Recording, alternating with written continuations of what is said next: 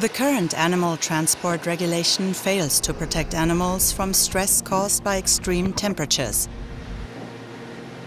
The European Food Safety Authority, EFSA, an independent scientific institution that advises the EU on food and food safety issues, was commissioned to assess the scientific evidence and issue scientific recommendations to improve animal welfare during transport.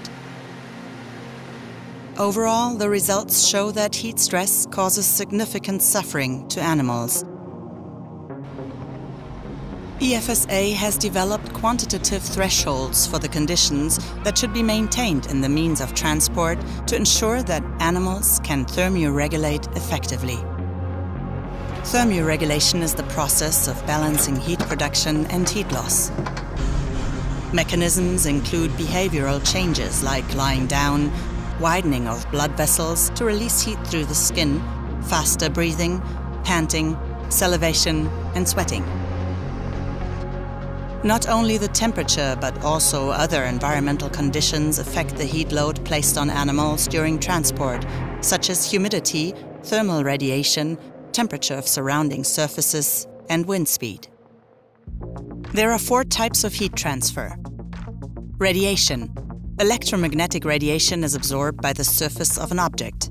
An example is the radiant energy exchange from sunlight to the truck, or from one cow's body to another, or the exchange between animals and the truck's ceiling. Convection. Heat moves through air or liquid. When wind enters the truck while moving, the colder air warms up as it absorbs heat. The air moves over the cow's bodies and helps to transfer heat away. Evaporation. Heat is exchanged by converting water from a liquid to a gas. Examples are sweating or panting. Conduction. Physical contact transfers heat from a warm object to a cooler one. An example is heat loss from the truck's wall to the animal on contact.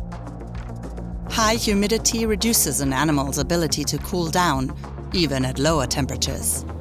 When humidity is high, the air is already saturated with water vapor. This makes it more difficult for the animal's body to release moisture by sweating or panting, increasing the risk of heat stress and death.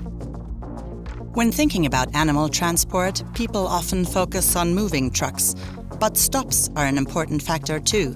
Ventilation in passively ventilated vehicles relies only on natural convection or external factors like crosswinds. But there is no air circulation during standstills, such as at border crossings or destinations. This becomes especially problematic in trucks with restricted air inlets, as limited airflow increases the risk of heat stress. High stocking densities increase heat stress, making higher space allowances an effective mitigation strategy. Additionally, temperature varies within the truck, with the front being consistently hotter than the rear. In 83% of observations in trucks transporting pigs, temperature differences between the front and rear compartment reach up to 12 degrees Celsius. Other factors to consider are accumulated excrement, bedding, or weather conditions like rain. They affect animals' body temperature balance.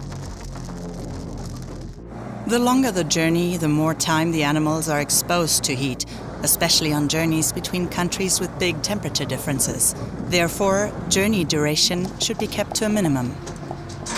We emphasize that while outside temperatures are important for planning and approving journeys, the conditions inside the transport vehicle have a direct impact on the animal's well-being. EFSA and the ANIT committee call for the measurement and monitoring of inside temperatures and humidity. Different species cope with heat stress in different ways. Taking humidity into account, EFSA states that cattle begin to show signs of heat stress at 25 degrees Celsius. Considering humidity, heat stress in unshorn sheep starts at 28 degrees Celsius and at 32 degrees Celsius for shorn sheep. Under the influence of humidity, pigs experience heat stress at 25 degrees Celsius, while sows begin to suffer at 22 degrees Celsius. Birds can tolerate temperatures up to 31 degrees Celsius if humidity is low. However, at 70% humidity, which is not uncommon in Central Europe, temperatures above 16 degrees become critical. Rabbits can tolerate temperatures up to 32 degrees Celsius if humidity is not more than 10%. However, if humidity rises to 70%, rabbits suffer at temperatures above 29 degrees. Scientific evidence shows we need specific temperature limits in the vehicle for each species.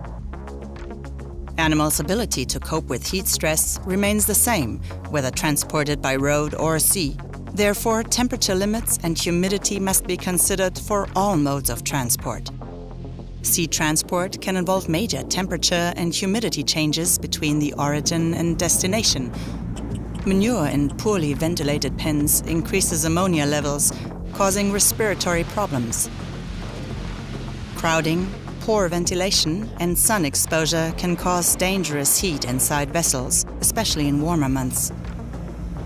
Our investigations reveal that animals arriving at ports are loaded onto unsuitable trucks without ventilation, water systems, or roofs.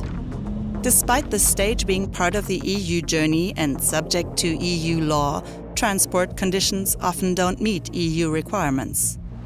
As long as long-distance journeys continue to take place, we strongly urge that, to prevent heat stress, journeys must be planned in accordance with the weather forecast for the entire duration of the trip. The reduction of temperature limits is one of EFSA's most important recommendations. Ignoring them means disregarding the time, effort, taxpayers' money, and scientific research invested.